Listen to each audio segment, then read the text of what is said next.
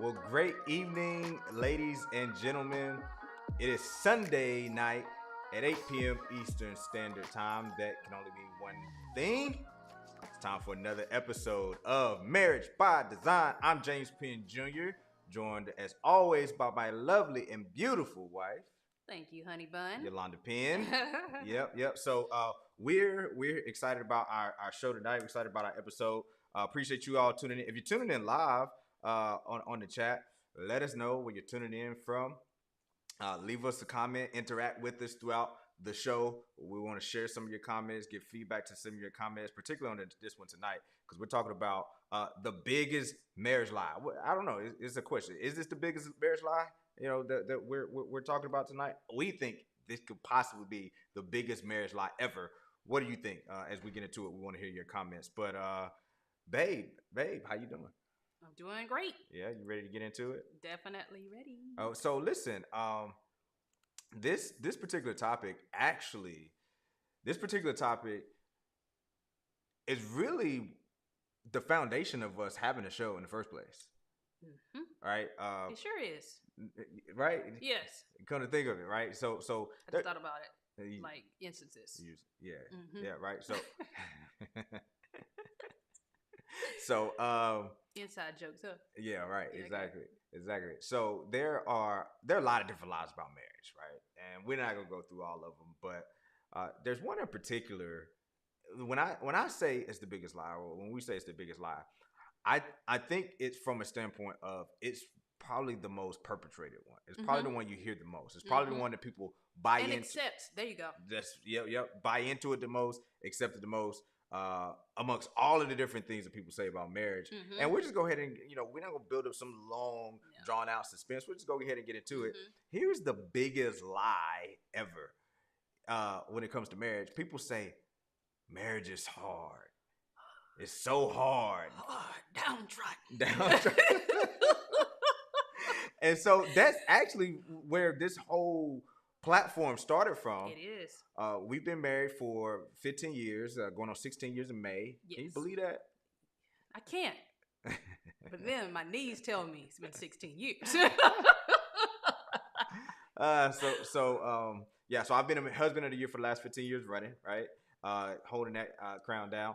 And we've worked together in business. We've always done things together in a relationship.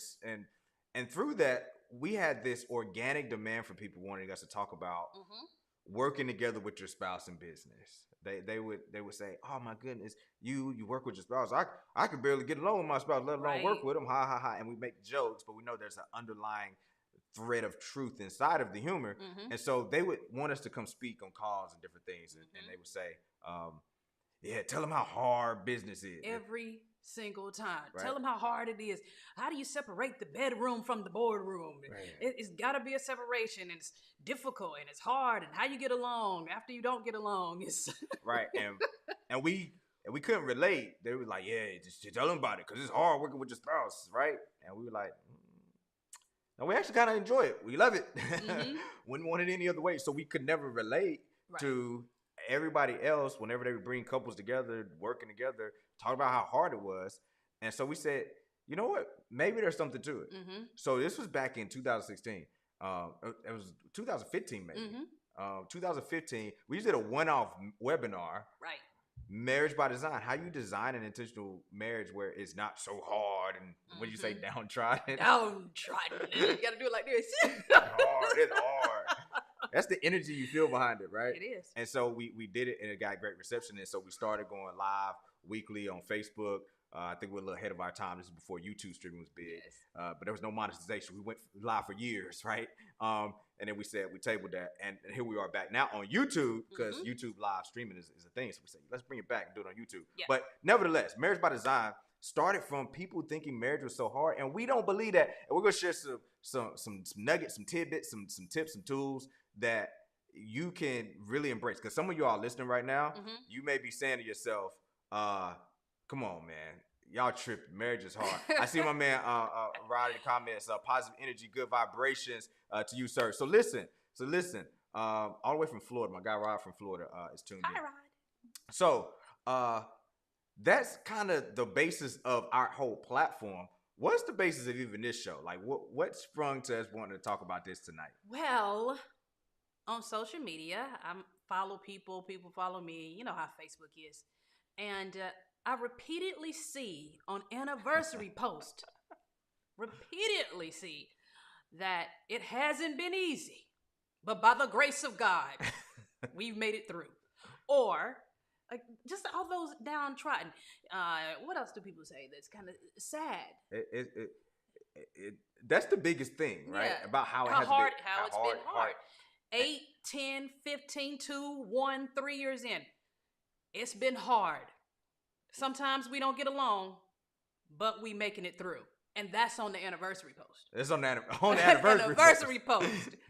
And I see it repeatedly on people's anniversary post. And I feel sad for them. I really, my heart is like, my gosh, what kind of marriage do you have where the theme is that on your anniversary post, it's been hard or it hasn't been easy. Right, yeah. It hasn't been easy. And y'all 8, 10, some people 2 years in, 1 year in, and that's what they're saying. Right. And not sometimes, it's not just about what you say, it's when you say it, how you say it. There's a lot of different things that come into that, right? Right. Because this isn't to say that there aren't challenges in marriage. Correct. There aren't moments. There might even be a season. Right. Where you might have some challenges going on. But does that encompass your entire marriage that on your anniversary post, you have to put that it is hard? And lead with that. That's my thing. So it would land differently for me if somebody leaves this glowing commentary on their anniversary, glowing commentary on marriage, on their marriage, and then as a footnote, the footnote was, hey, man, it's been amazing. When we come up in May, hey, it's been an amazing 16 years. This is the partner. This is the best thing in my life. I love it. It's absolutely wonderful. Hey, I don't want anybody to mistake that there's some challenges that have come along, but it's been all right. So see the little footnote. See the difference there versus leading with off the rip. I mean, it's hard. You have your ups and downs, your battles, the downtrodden part, right? You get all downtrodden, and then it's like the footnote. It's like flip. It's like the footnote is. I mean, that's not to say it's not worth it, but it's hard, right? It's like it's like it's flipped. The energy of and think of the self-fulfilling prophecy that you have going on there, because the energy you're putting into it being hard, well, it's gonna keep being hard. It's gonna keep feeling hard. The universe, the creator, whatever you're into, is saying your wish is my command. Oh, you say it's hard, your wish is my command. Yeah. Yes, 100% correct. And something else that they add, and this is what I've seen on a lot of people that are Christian, what they add is, but by the grace of God, we still hanging in there. And I'm like, good gracious. All right, so all right. That's what we see, okay? But we're saying, that's not the case. Matter of fact, that's the biggest lie, is about how hard marriage is. Marriage is not hard. So if marriage isn't hard, like, why do so many people say it? And how can we break this down? How can we be so steadfast on standing on the idea that marriage isn't hard? How can we land there? Like, because we do people. We've lived it. Okay. For 15 and a half, more than 15 and a half years, 15 and 3/4 years. Yes. Almost 16 years. She's not a math major, y'all. So listen, no, but if it's not hard, then what's the truth then? The truth is you're hard. Individually, working on you is difficult. Working on you is hard. And your spouse is going to illuminate your errors. They're going to illuminate where you're not strong. And that, when you shine that mirror on yourself, it's hard to see. Because as, much as we're into personal development, different things like that, when the light is even shined on some stuff in my life I need to work on, I resist. I still have this tendency to resist. But then I say, you know what? I'm going to stop resisting and move forward and work on where it is. Because sometimes the stuff you got to work on is painful. It's nasty. It's yucky. It's nothing that is pleasurable when you have to work on these things. But if you don't, that's when you reflect back and I say, oh, it's James. This marriage sucks. This is hard. It's not anything on me. I don't need to change or work on myself. The issue is him. Right. So what I hear you saying is, it's not that marriage is hard.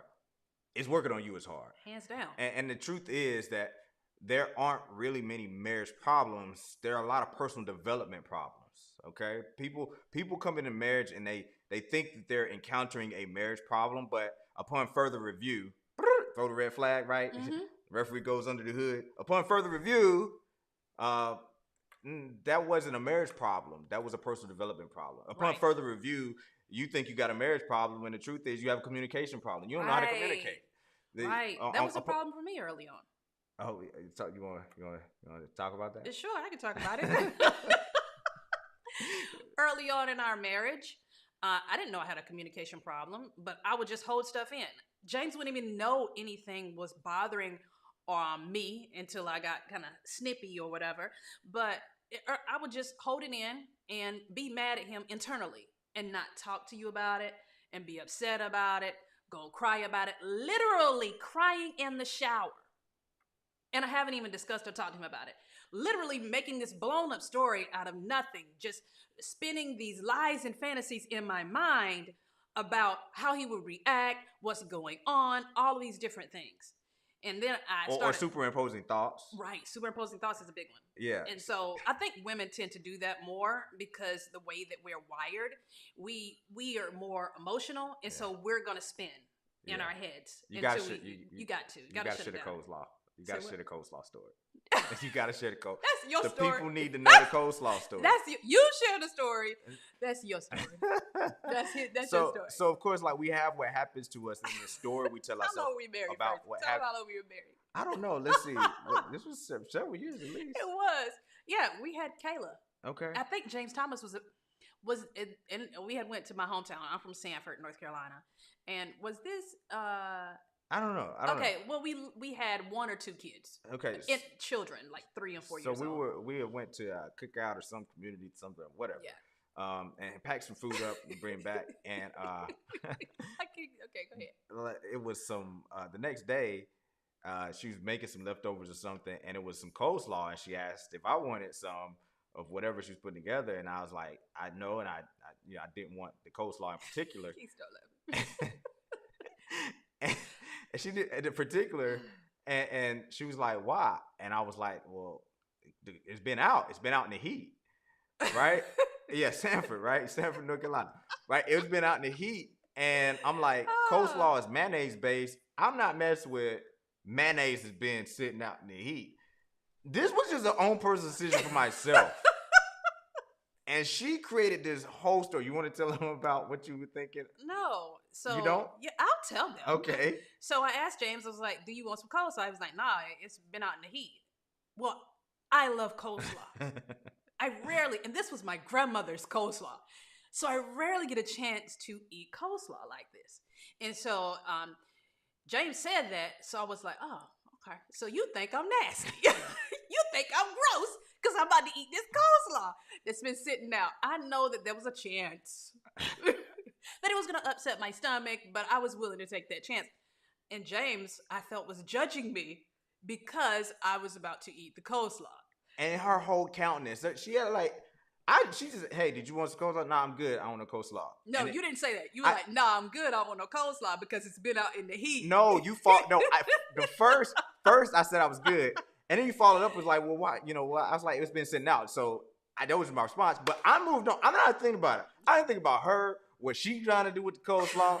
But she's created so this is the breakdown of communication. She's created this whole story. Because I don't want you to think I'm nasty or gross as your wife. But I wasn't thinking nothing about that. I was just thinking I didn't want no coleslaw. It's been sitting out. I'm good on it. Do what you do, right? So she's her countenance, her energy, like changed. She had like an attitude now because she thought, well, you think I'm nasty? I'm like, yo, who said any of this? All right, so we laugh at it now. We're making light of it, at this point. But the true issue was, I was thinking that about myself. I was like, I know I don't need to be eating this coleslaw. This is not a good decision. And so when I'm really taking a chance, do I want to take a chance at getting, I don't know, some type of upset stomach or anything like that? I don't think I ate the coleslaw. So I don't think I did that. But no, you just brought up a key point where sometimes, the projection, we're having an attitude about something because we've created a story about what the other person is thinking when in reality, that's what we're, have uncovered that we're thinking that about ourselves. And then all these friction and this conflict starts to come up, and you think marriage is hard. Right. That ain't had nothing to do with marriage. That was a lack of communication. It was a personal development issue, right? And so you have communication issues. It's not a marriage issue. You have we got a problem in our marriage. No, you're an asshole. That's not a marriage issue. We got an issue in our marriage. No, you're selfish. That's not a marriage issue. That's a personal development issue. And so, one of the things that comes to mind for me when it comes to the difficulty of personal development is easy until you have to live it. Oh, yes, for sure. Personal development is easy until you have to live it. See, we all have the positive mental attitude books and the seminars, and in this day and age particularly, it's cool to listen to podcasts. It's cool to listen to, the motivational speakers. You got your favorite speaker. We listen to, ET's podcast. You listen to Inky. You listen to whoever keeps you motivated at positive development. That's easy to post the memes and the quotes on Instagram and do your reels and post, your positive. Let me search for a positive quote to post for the day. Cool. That's easy until it's time to actually live that personal development. I agree. So the thing that marriage does is it shines this light on the level of personal development that you're lacking in. Right. Because you can't, marriage is a mirror. It reveals a lot about you. And it's also like a light, right? We've all been to the club or heard of a club, right? I know, all of the sanctified people on here. You ain't never been to a club, right? But we've been to clubs, right? You've been to clubs before, back in your former days. And it could be the nicest spot. Right? Imagine you go to the club and it could be a plush spot. It could be a little hole in the wall joint. Don't matter. Anywhere in between, you go to the club, and if you stay till closing, right? 2 a.m., hey, last call at 1 or whatever, 2 a.m., club closed down, and then the lights come on, you see the filth, right? Everybody was looking fresh and nice. The club, again, was plush, but when the lights come on, you seeing how sweaty and funky everybody really is. You seeing how nasty the floor look. Oh my God, the spilled drinks, the sweat on the floor. Like, it just looked nasty. You didn't see how nasty it was till a light got turned on. So what marriage does is it turns a bright light on the filth that you have, right? Because you can hide when you're living by yourself, when you're in a relationship, only with yourself, when you're not in this intimate relationship where I could hide behind posts on social media with personal development and quotes and all these type of things. But guess what? When my wife, she really know what's going on. I can't hide. Like, that's too close of a relationship. And if you can only get along with somebody when they do exactly what you want, exactly when you want, exactly how you want, that says more about you than the other person. So what it's revealing the lack of patience you have. It's revealing the lack of compassion you have. It's revealing the lack of empathy you have when you're in a marriage relationship. And that's the part that's hard. That's not marriage, though. That's the light being shined on your lack of personal development. Right. I agree. I think that also what needs to be addressed is sometimes there's past issues that need to be resolved that had nothing to do with your spouse. Like, you're taking all of these past issues that you had in past relationships or in childhood trauma, you're taking that into the relationship, and you never took the time out to work on that aspect of yourself. So resolving those issues and working on yourself is key as well if you've had those different experiences. And the older that you get married and the more relationships that you had that have failed, you're taking all of that into your marriage. Right. So what are the things that people need to really focus on to make sure that they're actually walking out the personal development, so quote unquote marriage isn't so hard for them? Well, I think you have to start with whatever you're lacking in. So if you're lacking in patience or kindness or whatever that issue is, you got to start working on areas, reading, listening to things that will help you in those areas. For me, early on, it was communication. And so if I felt like I was reading books on how to communicate, how to win friends and influence people, that was a big book for me. Battlefield of the Mind, that was a big book for me. So I started reading stuff where I had issues, and I went early on and got counseling, but I had started, working on wherever I had issues. And then I would physically make myself, if it was a challenge, to come and talk to you. I also, if there was something I didn't like, I would challenge that against who you were. So it could be something that you said in a moment, because you could say early on something to me in a moment, and I would be like, I'm gonna brew on it, I'm gonna steam on it, and it's gonna be a minute before, and again, I'm blowing the stuff way out of proportion.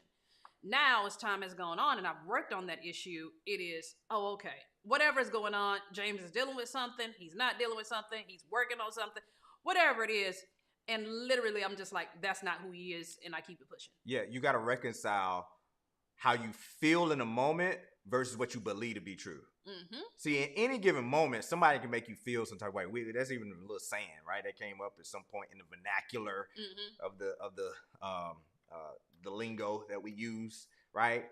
You got me feeling some type of way. Oh yeah, it is. Right? Feeling some type of way.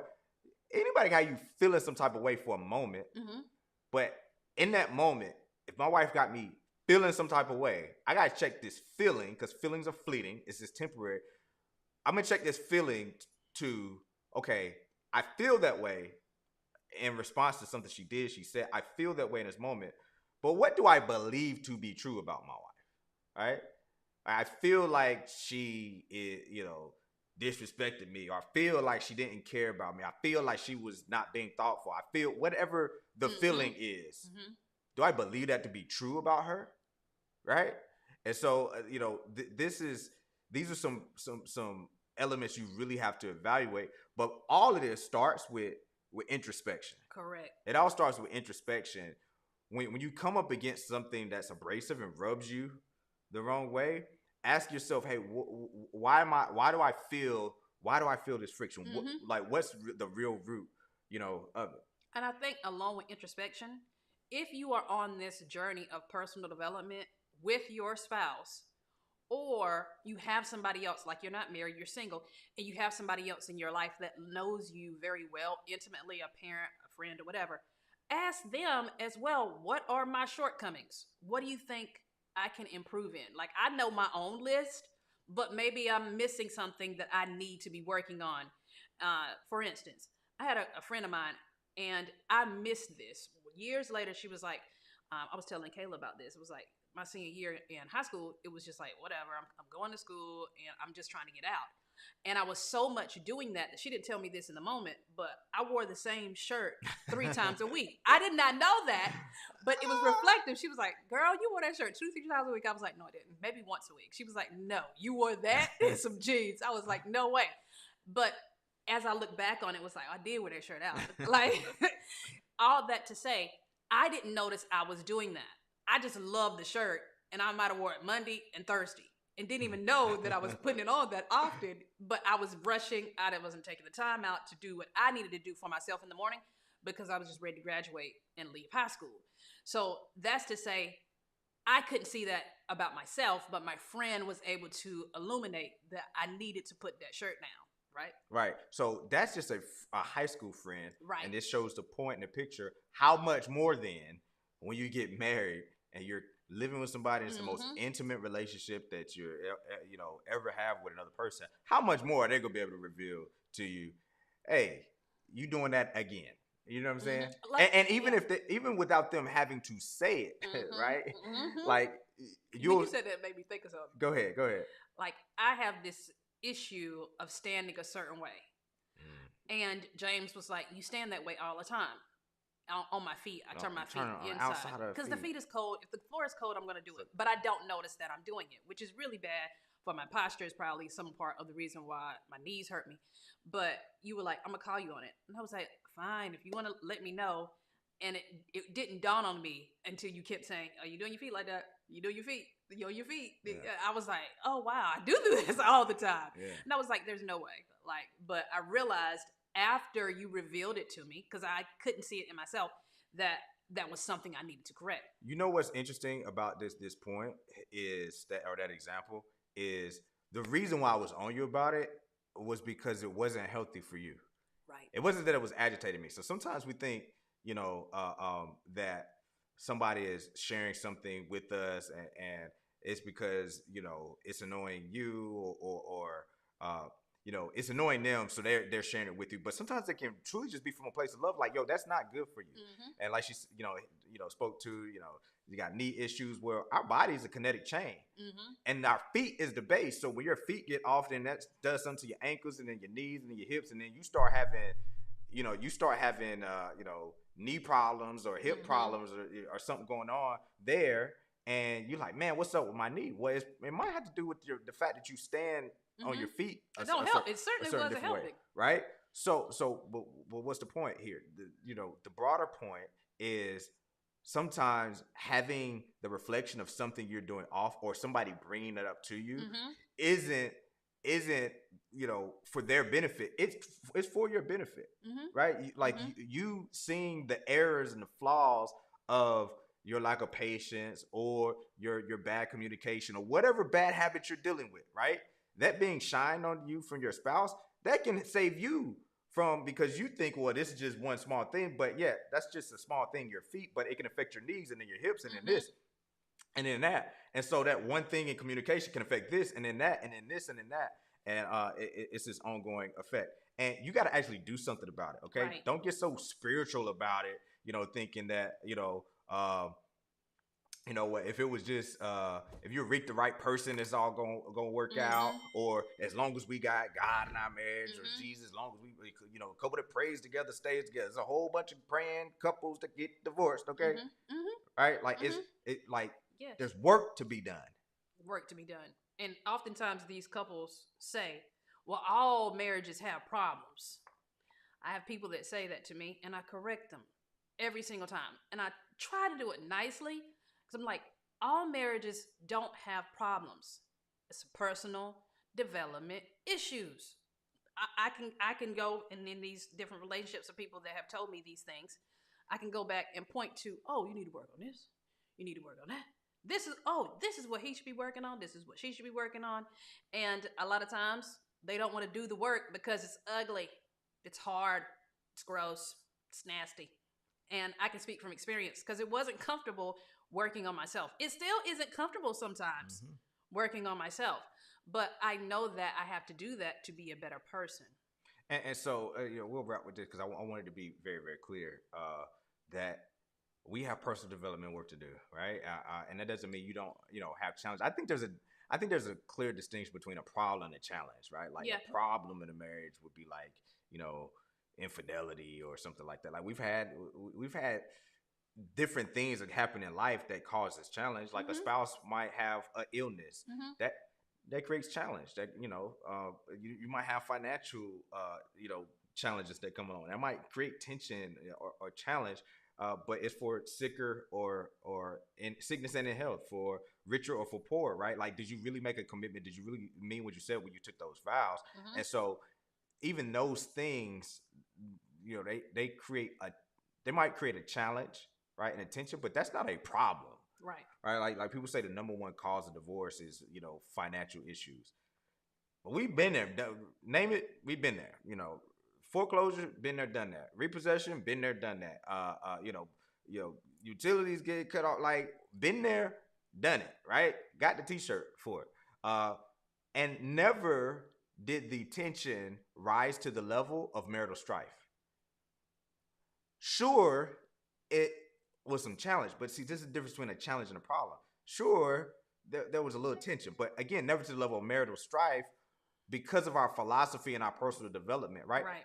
Even when you by yourself, if you're single and you have health issues that can cause just tension within, you don't feel great.